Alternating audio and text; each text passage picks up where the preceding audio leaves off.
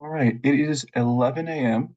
and we always, no matter what, manage to get into the triple digits right at or before, which is always nice to see. Joshua, are you comfortable getting started? Do you want to wait a little longer? Yes, we can go ahead and kick things off. All right, perfect. So, as I just mentioned, it is 11 a.m., so we're going to get started.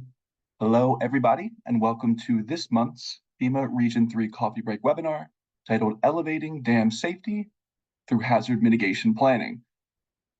This webinar will guide you through how to understand and mitigate dam risks in your community.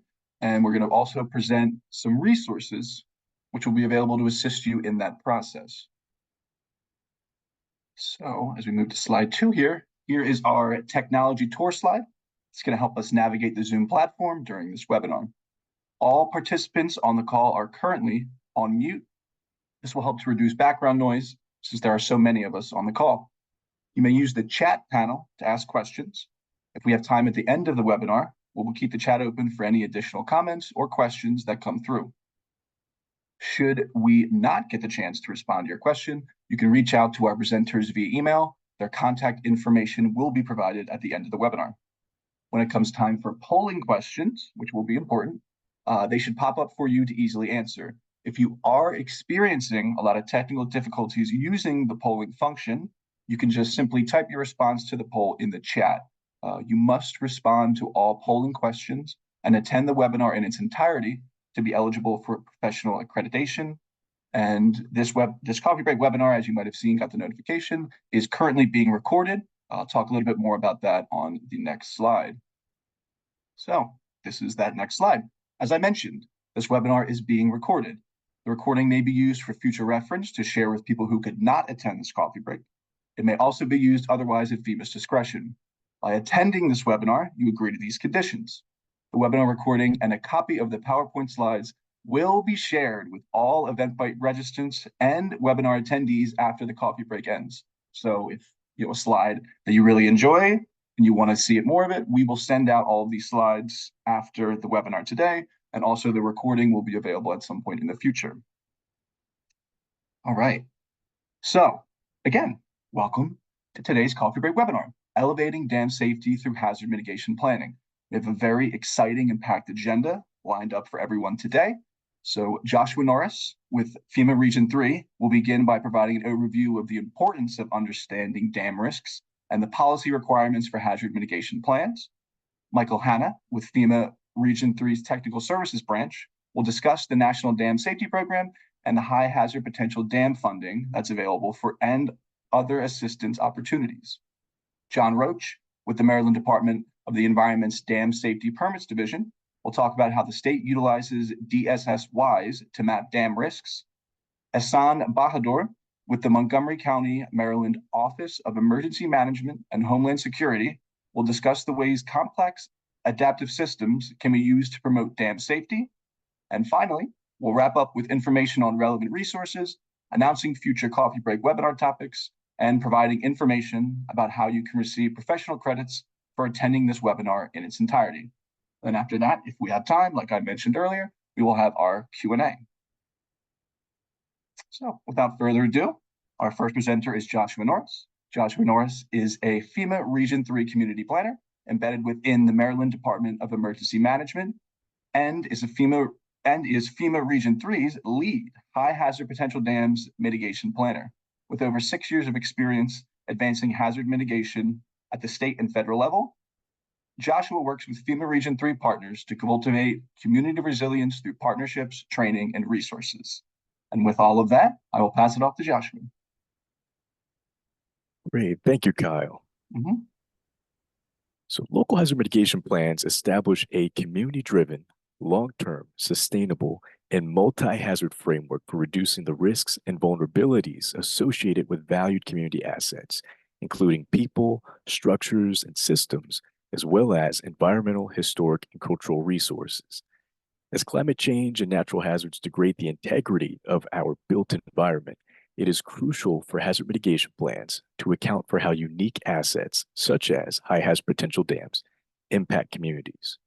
To be clear, a dam is an artificial barrier that impounds or diverts water, liquid-borne solids, or waste while a high hazard potential dam is one where failure or misoperation will probably cause loss of life.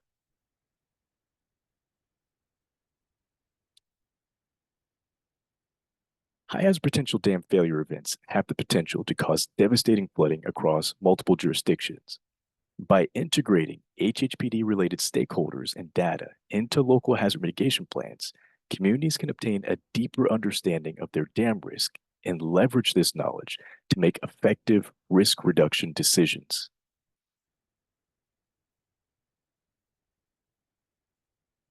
When engaging dam owners and state dam safety officials during your local mitigation planning process, consider how the natural hazards unique to your community may impact dams differently based on their structural characteristics.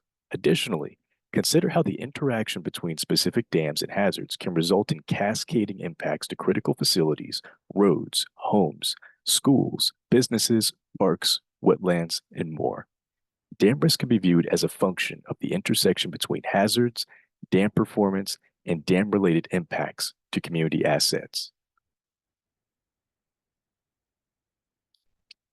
To qualify to receive FEMA grant funding to reduce the risk associated with HHPDs, communities must ensure that their local hazard mitigation plan satisfies all requirements in Section 4.7, also known as Element G, of the 2022 Local Mitigation Planning Policy Guide, which took effect on April 19th, 2023.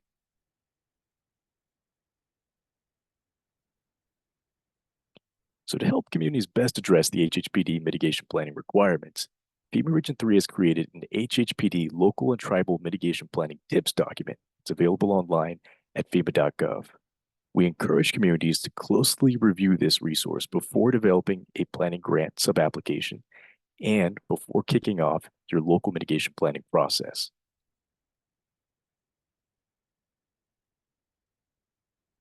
Keep in mind that to meet the HHPD mitigation planning requirements, all dam risk for each HHPD in the planning area must be described in the plan at a minimum.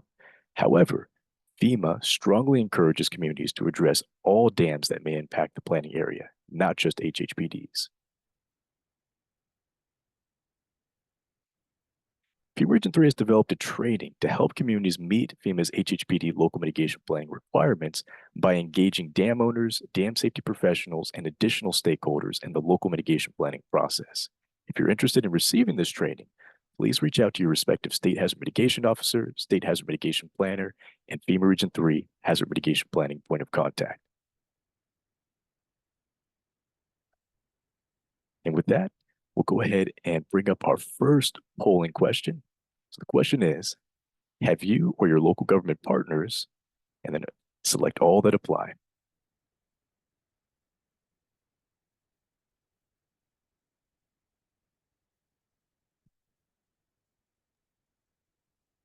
And this is just a reminder to folks on the line that in order to be eligible for professional accreditation, you must engage in our polling questions. So please do take the time to respond. We appreciate it.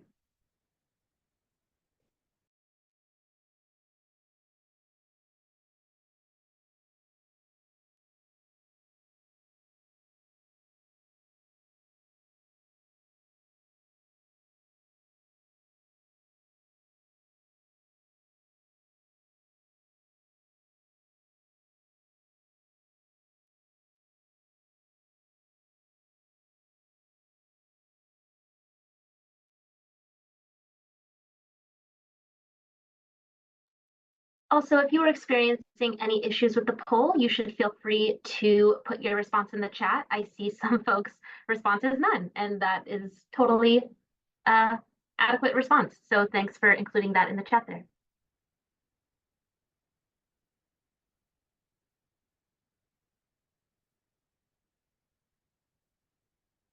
Joshua, we've had the poll open for about a minute and a half. So do you feel comfortable closing it at this point? Yes, feel free to close. Okay. And hopefully you can see the results. Great. Yes, I can see now. And I do see in the chat we have a few nones. No problem at all. I know for some communities, it's a new jurisdiction to engage in your mitigation planning process. That's exactly why we're trying to provide ample resources and training to help you build those capabilities and to loop those vital stakeholders into your planning process. So I see here that the poll results looks like most reviewed or evaluated a plan that incorporates info. So excellent, excellent. So thank you for providing that input. We'll make sure to make note of that as we begin to roll out additional technical assistance and resources going forward.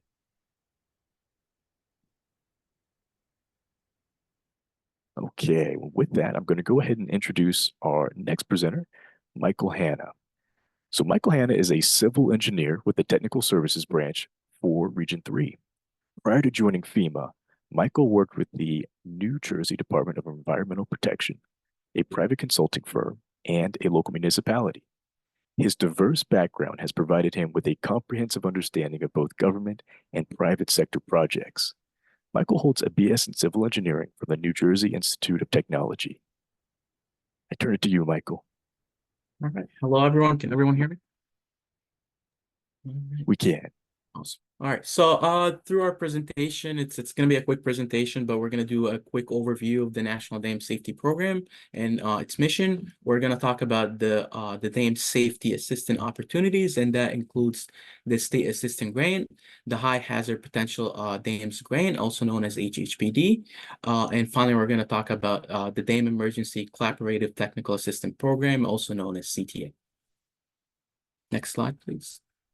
All right. FEMA's mission for the National Dam Safety Program is to encourage and promote the establishment and maintenance of effective federal and state dam safety program to reduce the risk to human life, property, and the environment from dam-related hazards. And the only way we can do that is through coordination between our state partners, other federal agencies, and other stakeholders and dam owners.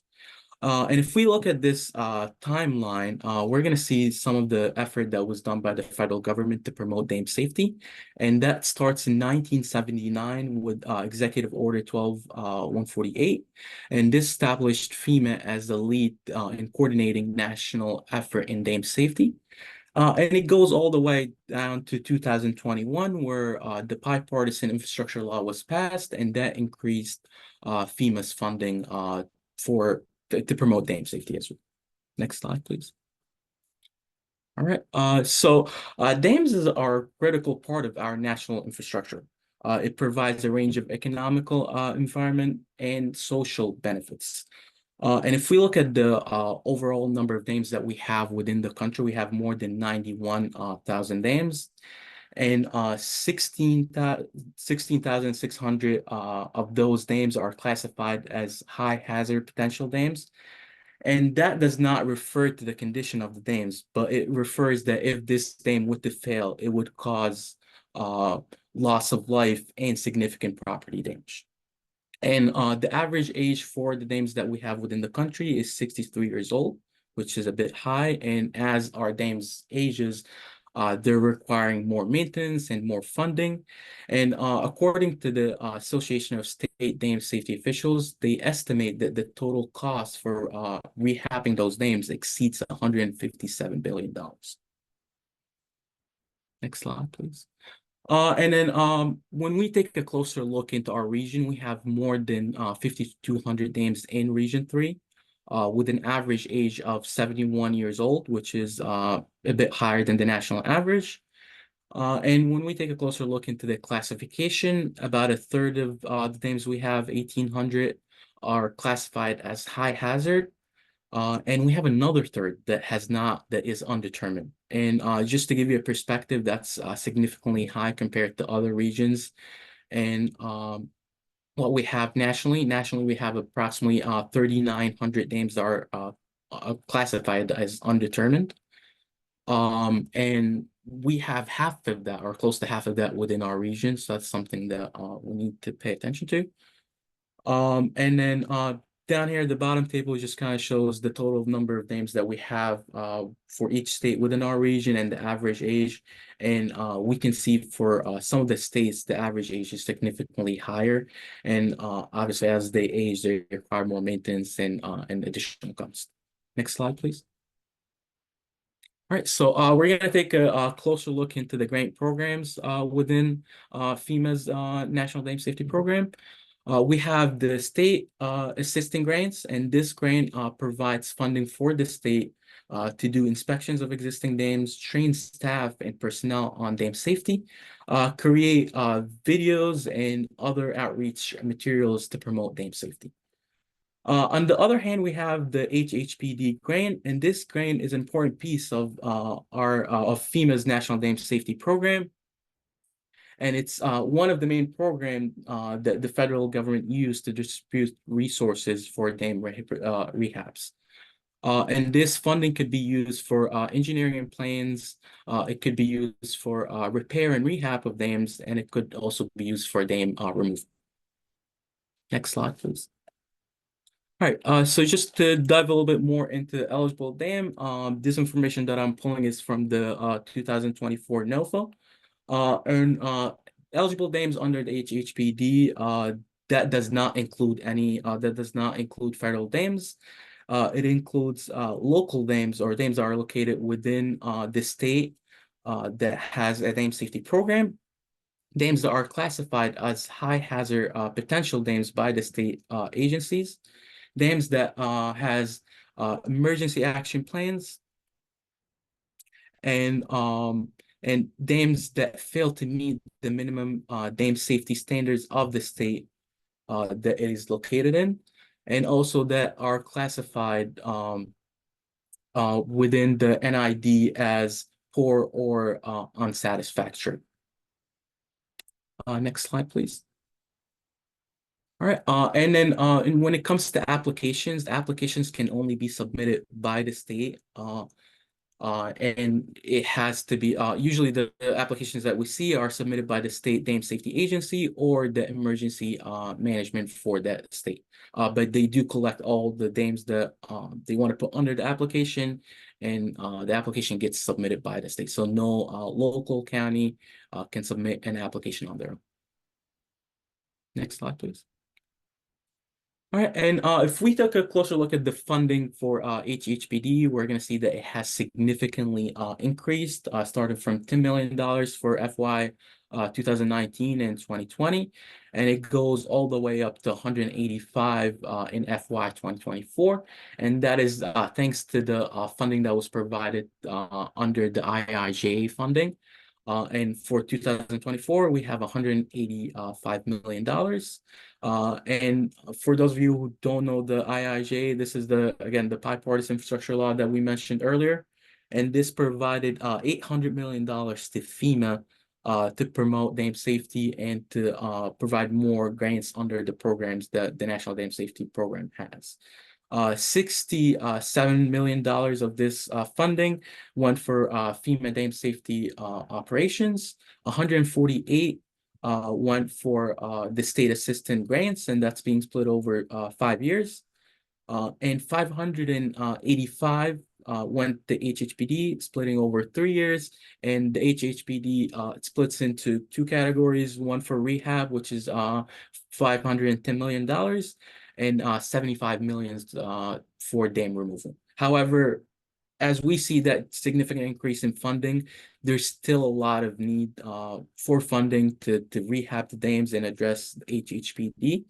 And the estimate as of right now is $34.1 billion. So we're still far away, but we're heading in the right direction.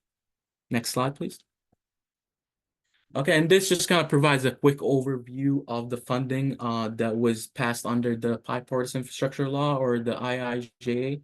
And it shows the $800 million that FEMA received and other state agencies that received funding as well.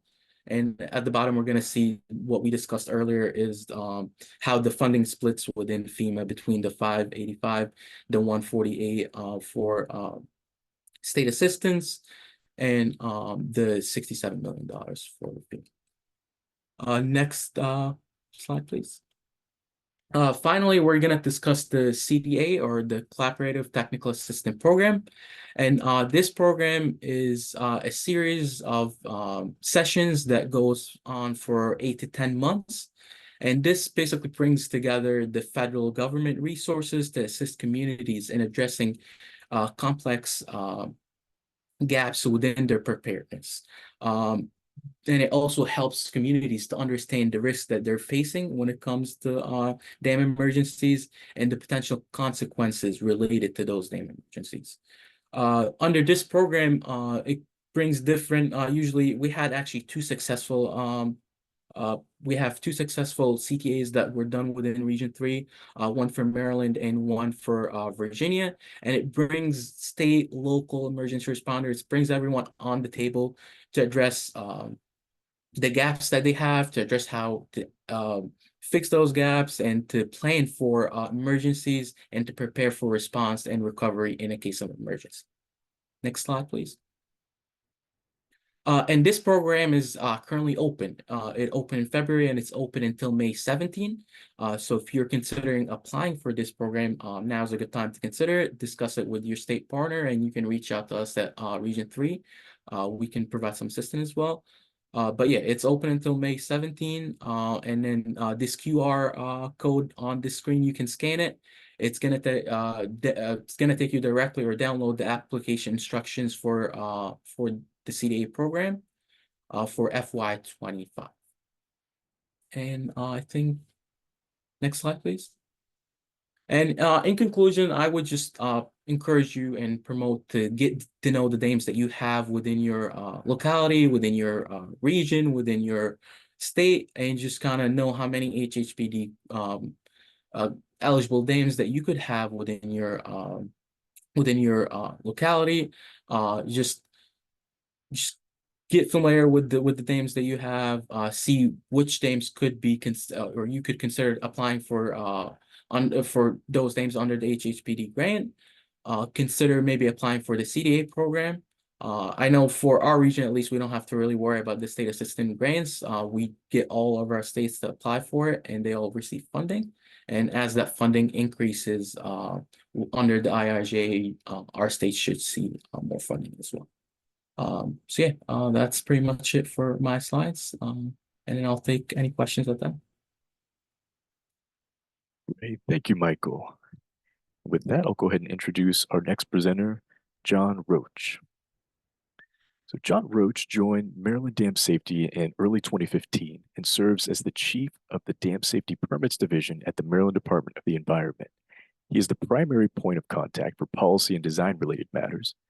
John also has experience facilitating dam removal projects, emergency response, and planning efforts. Prior to joining the Dam Safety Division, John spent nearly 10 years as a geotechnical engineering consultant in the Mid-Atlantic and New England states, serving as a project manager for a wide array of geotechnical, environmental, and geothermal projects. I turn to you, John. All right. Thanks, everybody, for joining this morning and talking about dams, a passion and something I'm happy to shout from the rooftops about. But I'll take just a brief moment here as I'm sipping from my coffee cup, literally, my Maryland Department of Transportation coffee cup. So just a brief moment to put in everybody's memory and thoughts to the responders and those impacted by the Francis Scott Key Bridge collapse yesterday.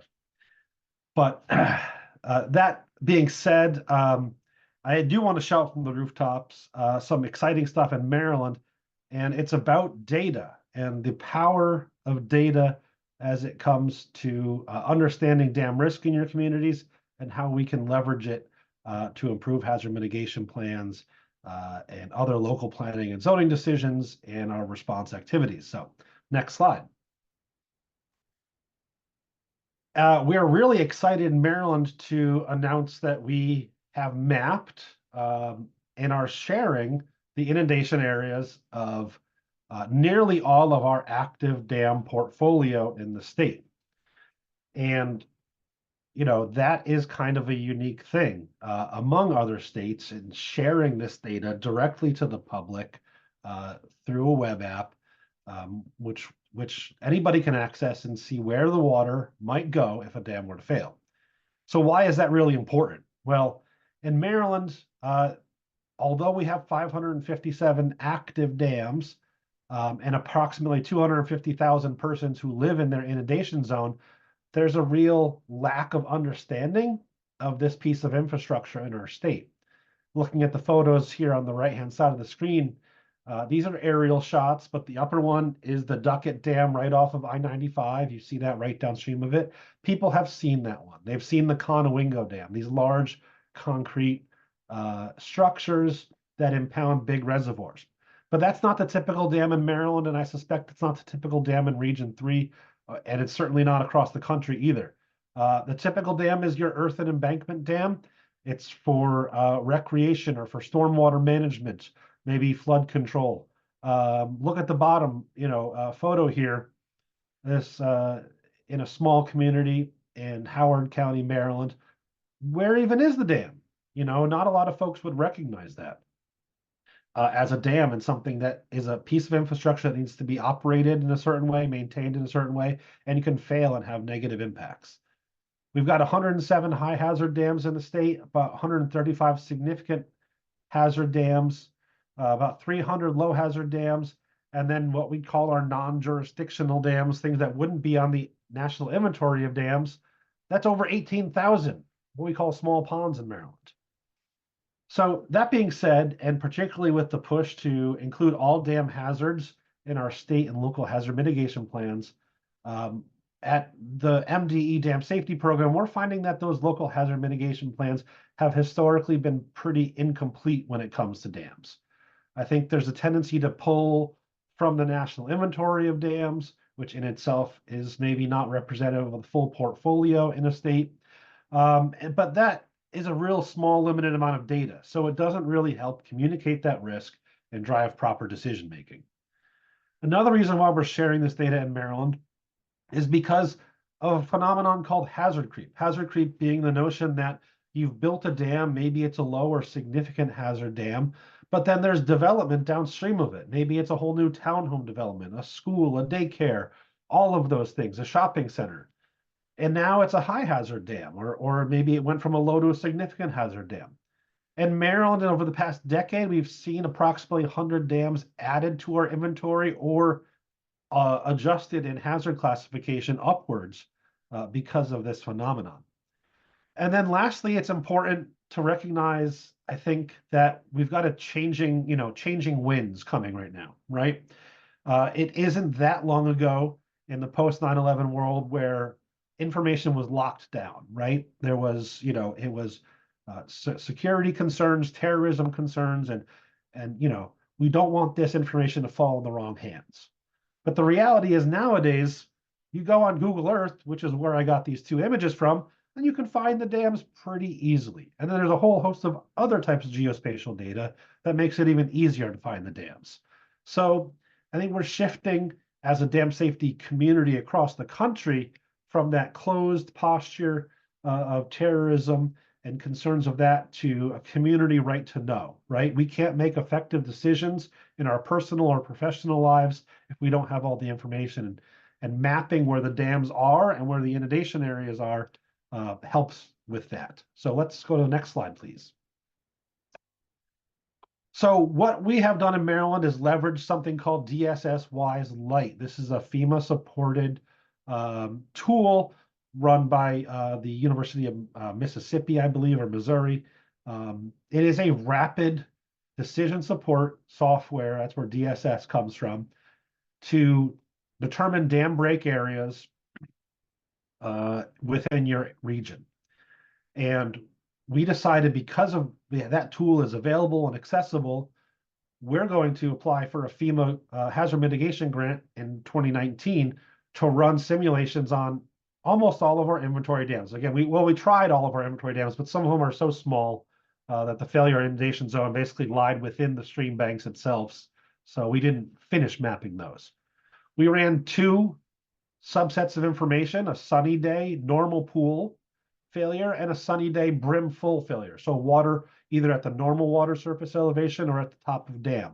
That gives us a good range of scenarios. It's not the minimum dam failure scenario necessarily, and it's not the maximum dam failure scenario, but it gives us this large swath, the large middle of information of what we might find in an event. We were awarded that grant in September 2020. Total grant award was approximately, because I'm sure people will ask, about $150,000 to do this work. That's including the state match. And we've completed it in October 2023 with our mapping live now. And part of the notion of why we wanted to do this, and we leveraged it with the notion of increasing not just dam information, but National Flood Insurance Program and flood awareness information. And I'm portraying that here on the right side of the screen. This is up in Emmitsburg, Maryland, near the Emergency Management Institute on Tom's Creek. And you can see the light blue is your FEMA 100-year floodplain, right? And then we're all familiar with that. But the darker blue coming in from the left side of the screen and heading towards the right is the inundation area from the town of Emmitsburg's high hazard dam, water supply dam called Rainbow Lake. So that comes down an unmapped FEMA area. And then in this circle area, you can actually see where the dam inundation zone, and this is often the case in dam inundation zones, is significantly larger than the FEMA 100-year flood zone. And in fact, in this area, there's about 5 homes which are within the inundation zone, but not in the FEMA floodplain. So they're not required to purchase flood insurance, but it'd be really advisable for them to do so.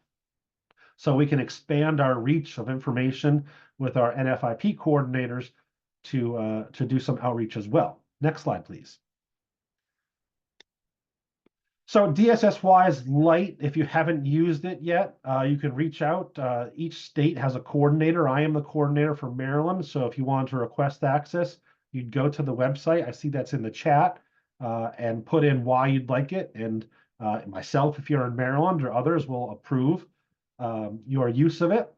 DSS-wise Lite is very easy to use, and it's intuitive, and it's got a really good base of how-to documentation.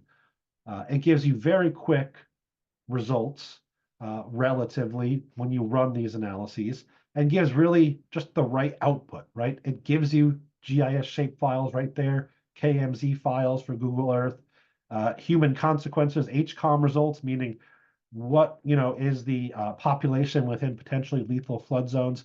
It's a really quick way to get a lot of very good data. That being said, it is not the Cadillac of dam breach modeling, and we recognize that. It's not as precise of a model as you might be able to get with a HEC-RAS or other tool. And it's not as detailed in the sense that you can't run very easily specific storm events. So if we were to say, well, what if this dam were to fail in the 500-year flood? It's not as easy to put that data in. Nonetheless, the results are very good, very informative. If you do an apples to apples comparison, it does map pretty well with that higher effort modeling, so long as you're including the same kind of inputs and outputs and not adding more. So in Maryland, we don't accept DSS-wise Lite results for emergency action plans, because we feel those need to be the fuller suite of analysis with all the rest of the inputs, but it is a very good information. So next slide. So that being said, and as I mentioned before, we're really excited to roll out our dam safety web map, which is the content host for this inundation information in Maryland. We intend to use this web map as an engagement tool for the public and local government. We are going to include, or we do have a wealth of geospatial data on there already loaded that we feel can be used immediately to have better context about dam locations and dam failure inundation areas. So we have a wealth of critical infrastructure information, like schools, hospitals, power plants, wastewater plants, the whole host. We've got property data using the Maryland Department of Assessments and Taxation. So we know who owns what data. We've got environmental layers. We have social and demographic layers, because if you're thinking in an environmental justice standpoint, you're thinking about dam failure inundation zones. And like any disaster, it's those people who are more vulnerable, recovery is so much harder, right? But not only that, evacuation is potentially so much harder, right? Communicating the right message. They may not have English as a first language. They may not have access to vehicles. They may have all sorts of other factors. So it goes into the whole realm of planning for and mitigating against emergencies.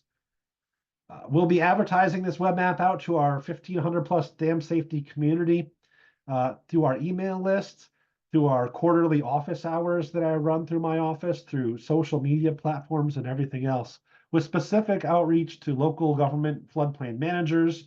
We do these flood forums at a county level where we bring in a whole host of differing people who wear different hats, but at the end of the day, they're all dedicated to watershed resilience and understanding flooding, whether it be riverine or pluvial or coastal.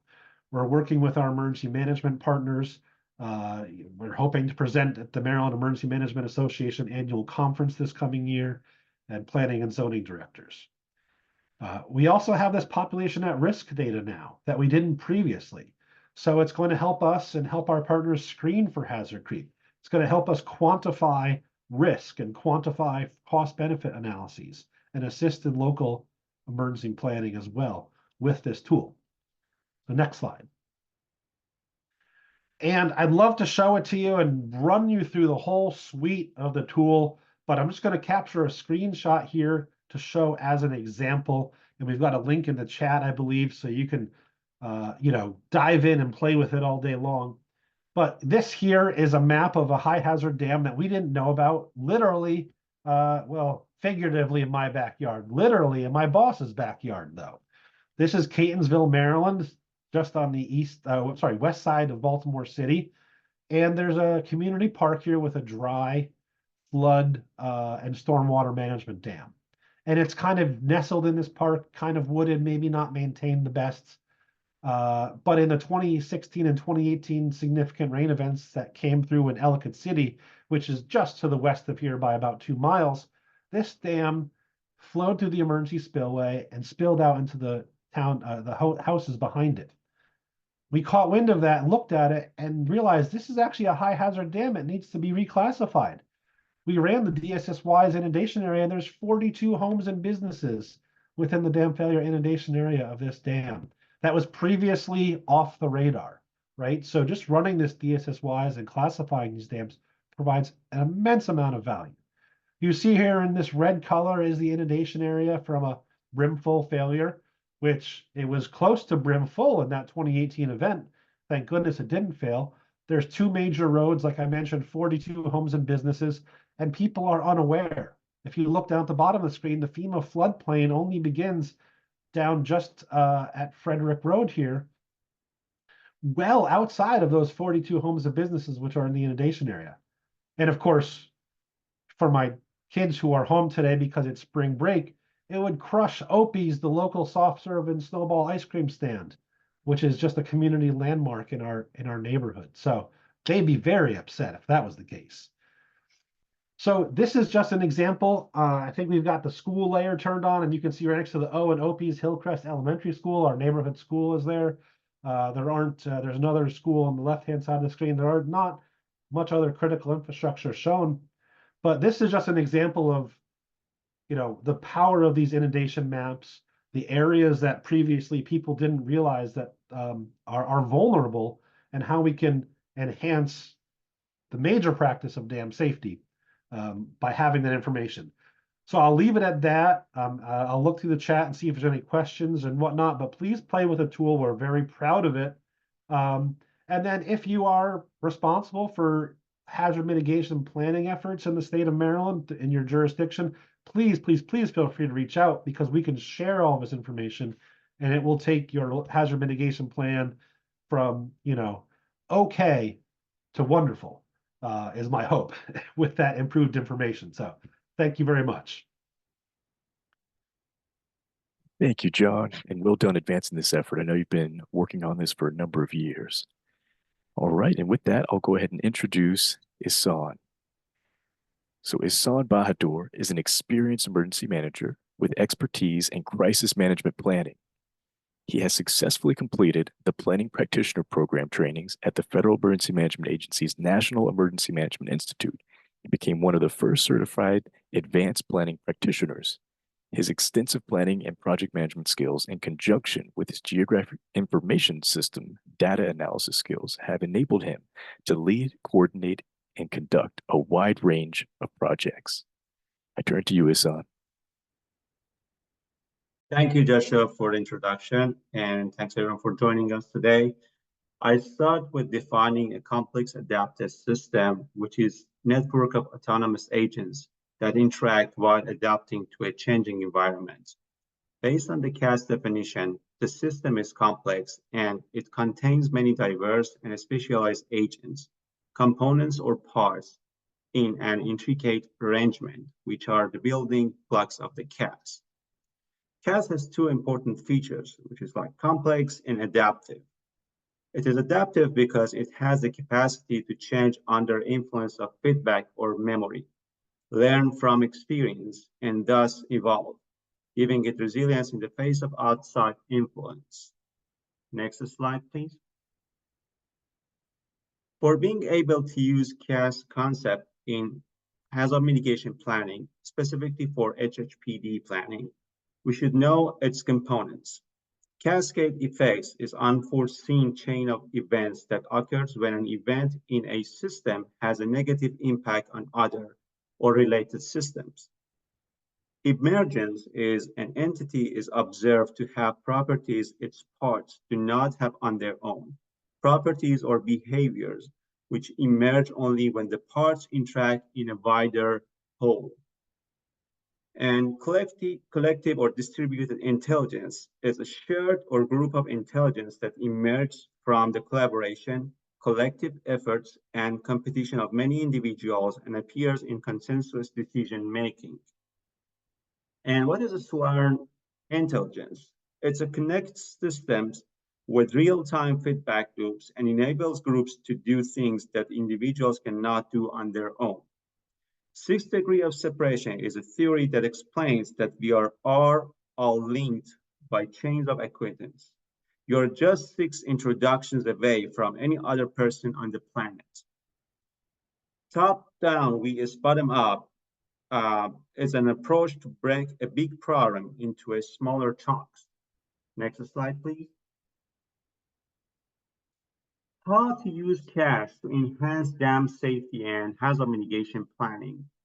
There is a network of connection between environmental elements or hazards, critical facilities such as dam, and human interaction. Conducting a network analysis will indicate the safety and mitigation gaps. An emergency action plan or EAP includes different levels of emergency communication. It is possible to find out communication gap among the key stakeholders and exercise the communication capability for the dam safety. As I mentioned before, autonomous interactions of parts or nodes with changing external environment could be used for predicting a dam behavior modeling for different hazards. The behavior modeling requires various data sets such as engineering data to predict the dam behavior regarding the impacts of each hazard. Next slide, please. This is an example of a network of interactions between stakeholders and hazards for a high hazard potential dam or HHPD. This network analysis has indicated a gap among the stakeholders during the planning process for the LMNT or HHPD. As you can see, there is a disconnection among stakeholders. Next slide, please. This slide shows a communication network analysis for an emergency level 3 of a high hazard potential dam. It shows the lack of sufficient communication with the responsible stakeholders. CAS should be a good tool for analyzing the EAP's communication gap for different emergency levels. Next slide, please. External environment, including hazards and human interactions, and a network of communication could be used in combination of the engineering data, such as the structural resistance, to predict the dam behavior for the hazard mitigation planning and dam safety. This assessment or data analysis could be beyond the capacity of local jurisdictions, but it would be useful for considering it as an option. Next slide, please. So there are benefits of adaptive system thinking in planning process.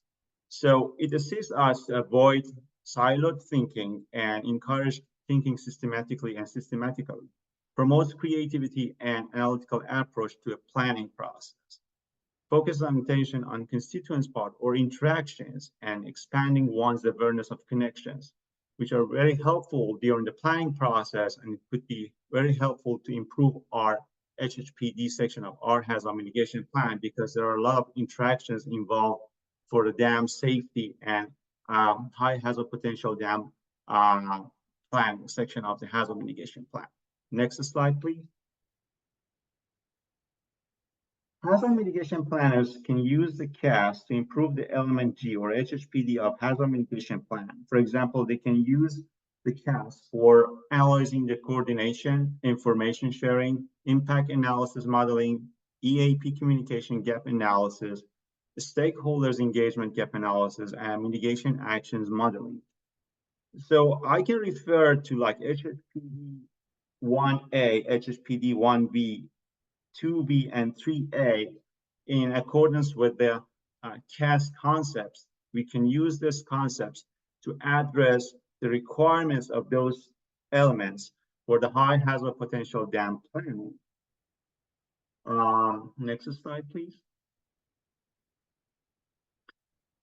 These are additional resources if you're interested in learning more about CAS.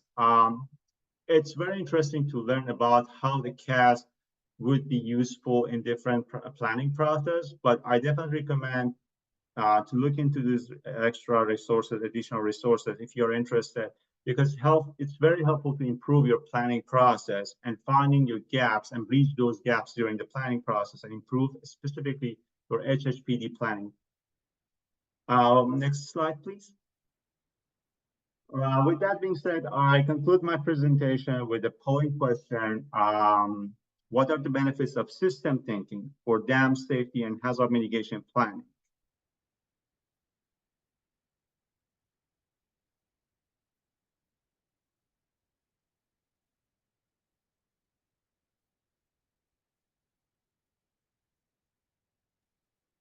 Thanks, Hassan. Hopefully folks see the polling question that's just launched. So again, if you're seeking professional accreditation, please respond to this poll.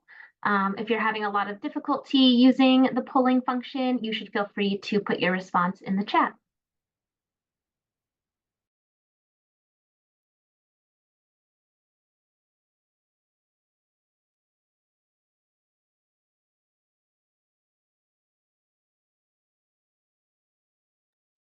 Joshua, it appears as though most folks are selecting that third option.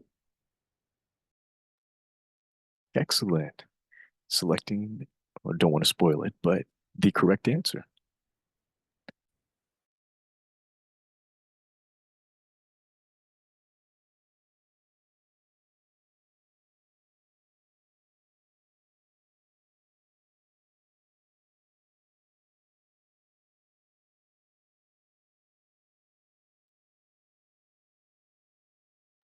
We'll just give folks about 10 more seconds to respond, and that'll be our 1.5-minute mark.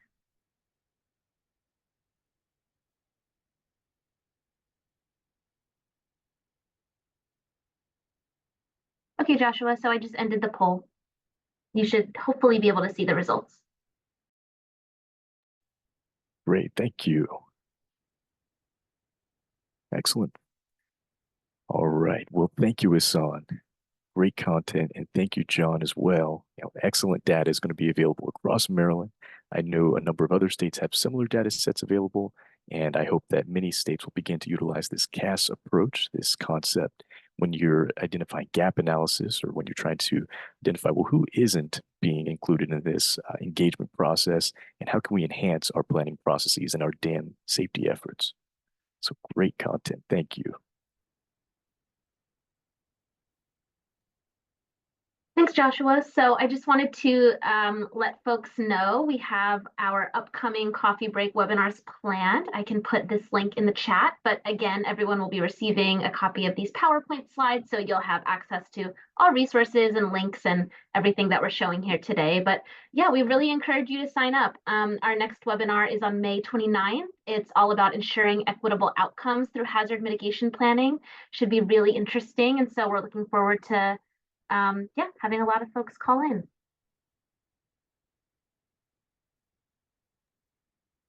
Excellent. We wanted to make a quick plug and share for awareness that FEMA Region 3 has created a number of online tutorials for mapping rising flood risk. So this tutorial can help to support your local flood risk mapping work. Each of the 4 modules show how to map the areas where flood risk is likely to rise due to climate change. So the modules walk you through how to use a geographic information system to understand this risk. So if you want more information, please visit FEMA's YouTube channel.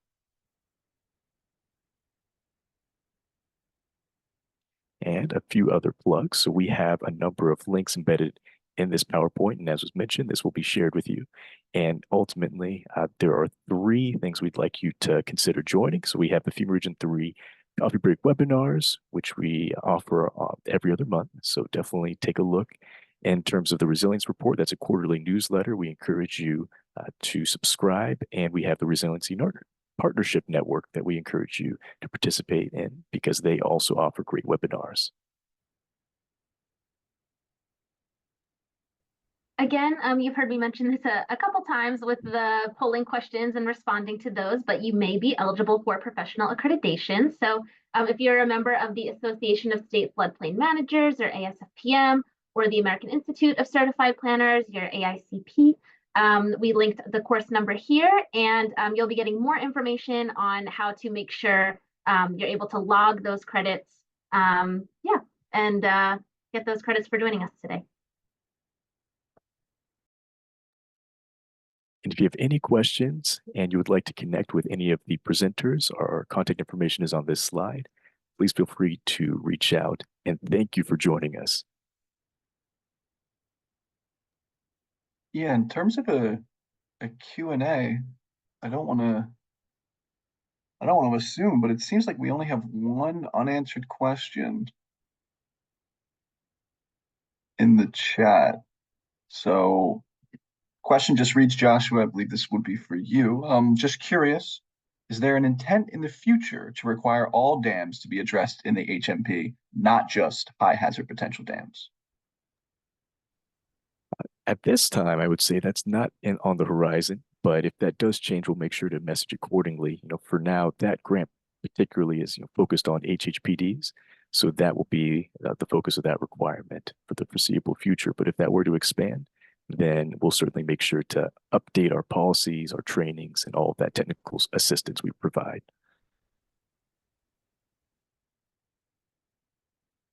All right, and if anyone else, has an additional question, feel free to place it in the chat. If not, I mean, we'll probably be hanging around for a little bit as well. So if you want to take some time to think, also something you can do. And then I guess lastly, before everyone slides out, this slide is also fairly important at the end as well.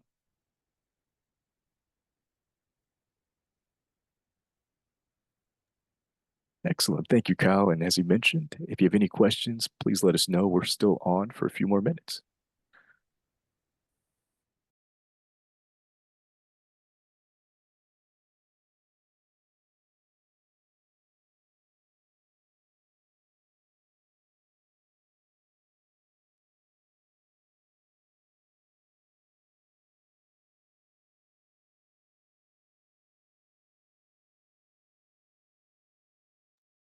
And yes, I did see the call out in the chat. I also want to thank Michael for that great overview of the dam profile in terms of the dam risk across our region and the nation, and for those federal assistance programs.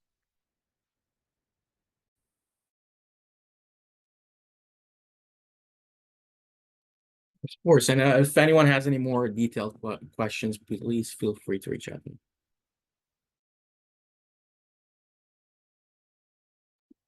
It looks like there is one question that asks, so the Maryland Dam Safety website is a higher level view and not detailed for an EAP. Is that correct? Yeah, I can answer that. We would not generally accept the DSSY's output as a for an emergency action plan unless it was like a stopgap, right? Oh, we've just reclassified from low to significant hazard. Now you need an EAP. Well, you need a consultant to develop that mapping for you. Use this as the interim, right? Give yourself some breathing room. It is but so to that answer, yes. DSSY's light, some of the limitations are on it is, imagine it this way, is you can put a volume of water in a certain area and then pull the plug, so to speak, right, from the bathtub and see where it flows. And it does that very, very well. But what DSSY's light can't do is look at a complex stream network, let's say, and varying rainfall amounts in different areas and aggregate those and see how the stream flow actually comes about in those cases. So for that reason, that's some of the limitations of it. That's where you'd want to use a tool like the Army Corps HECRAS tool. I think in a real world emergency, when we have used it in real world emergencies, it is very valuable and it provides a lot of information if you understand those limitations that you can't, handle a big complex network of multiple dams and streams. And I saw also somebody mentioned about the inundation mapping on firm panels. And I will say that we do have in our tool, you'll see inundation mapping and the FEMA mapping as well. So you can compare.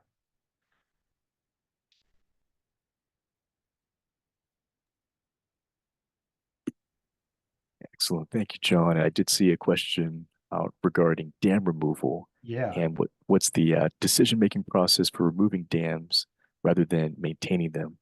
Did you want to weigh in from the state perspective? From the state perspective, where the majority of dams are regulated, the decision-making process, at least in Maryland, I think a lot of our peer and partner states in the region are similar, is that this is really an owner-led decision process, right? Let's say we come across a dam in poor or unsafe condition, and we'll give them an order to either repair or remove the dam. There's a number of value decisions that need to be made. Is what's the use of that water? What's the ecological factors, right? Those are all need to be weighed in the dam removal. It's not just as simple as, I'm an advocate for X, Y, or Z position, whether that's the safety, the ecology, or something else, so we should remove it. It needs to be, a jointly developed and mutually agreed to process. But there are a number of ecosystem benefits for dam removals, and sometimes the value decision of the owner comes down to cost, right? It's what's the cost to rebuild and maintain or to remove. And because of the ecosystem benefits, there are a lot more grant opportunities and funding opportunities, still small, but in the spectrum, there are more for removal. So sometimes that can sway the decision process towards removal to remove that barrier and do the ecosystem improvement.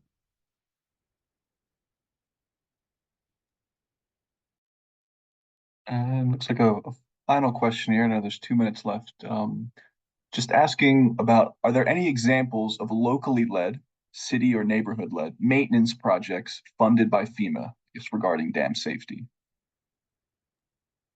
That's a great question. I'm going to make note of that and see if I can find any examples. Offhand, I don't recall of any, but John, in terms of the ones you've had visibility on in Maryland, anything come to mind? So funded by FEMA generally is going to be either through the BRIC grant process or the high hazard potential dam process. I'm not aware of there. I'm aware of one BRIC funded project in Colorado, in one of the ski towns. I forget which ski town it was, but that was a BRIC funded dam process for that town. Aspen, or one of those nice fancy ski towns. Typically because BRIC process is highly competitive and requires the benefit cost analysis, dams fall out pretty quickly. They lose in that because, you know, the probability, when you start looking at probabilities of failures and recurrence intervals, dam failures are, even though they're very high impact, they're low probability events. So it doesn't help the BCA. In terms of HHPD projects, there are a number across the country, and I can speak to in Maryland and Montgomery County. We've assisted with a regional stormwater flood management facility. They received money through HHPD. State Park, Greenbrier State Park received money. The city of Frederick for their Fishing Creek water supply dam received money through HHPD in Maryland. Baltimore City with Liberty Reservoir upgrades and evaluations received money through HHPD. So those are a couple examples in Maryland. HHPD historically funding has been so small that it's really hasn't made an impact. It hasn't really moved the state of dams, you know, significantly. But with the IIJA money, the increased amount of fundings, I think you're going to see really meaningful and impactful projects, both in terms of quantity of projects and magnitude of projects in the next few years as that enhanced funding rolls out. Thank you, John. I will add, coming from my perspective, before I became a community planner, I was a project officer, and I know on a number of other mitigation grants that maintenance costs generally are not eligible for under our FEMA grant funding stream. So that's probably one of the limiting factors in having an ongoing maintenance stream. But to John's point, there are ways for you to, augment the structural integrity of dams, or to build out the efforts surrounding like dam notification systems, things that can ultimately extend the life of the dam, or at least promote resilience surrounding the dam. But in terms of a maintenance stream, that is something that we typically aren't able to provide. It's usually the locality, and sometimes there are state funding streams for maintenance costs, but federally that has been a challenge.